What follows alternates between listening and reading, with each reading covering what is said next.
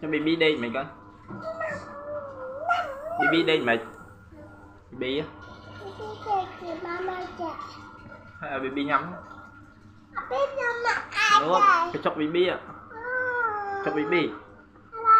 Nè cho con nè.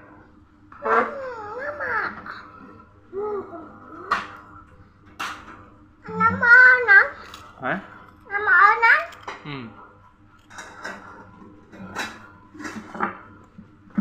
Cho ôn đi mày kìa. Cái pa thì mày ôn đi mày ra đây mày tức nung hết á. Tức nung. Đây thì mày. Hay bánh này à? Ăn bánh này.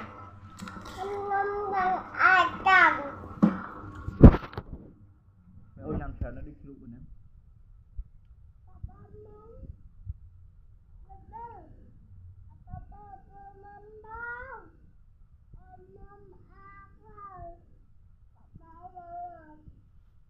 Con nằm ai đây?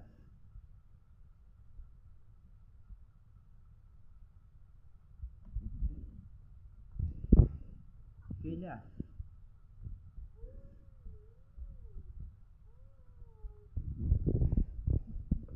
Đi thế chắc đấy.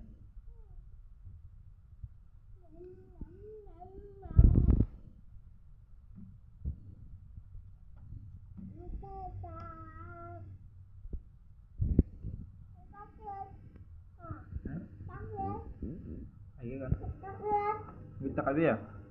Người ấy chăm cái con người trong người ấy biết đây cái biết đây thế nào ai bị on đây mày nhá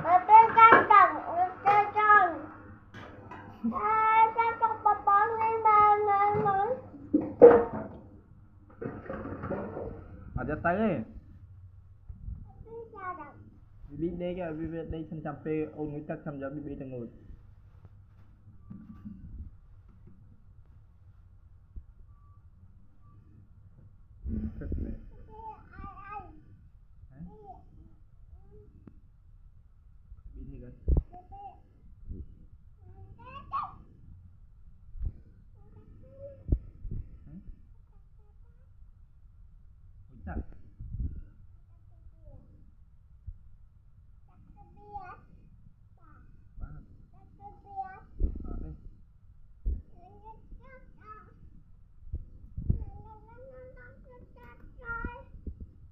ai bị kênh thế này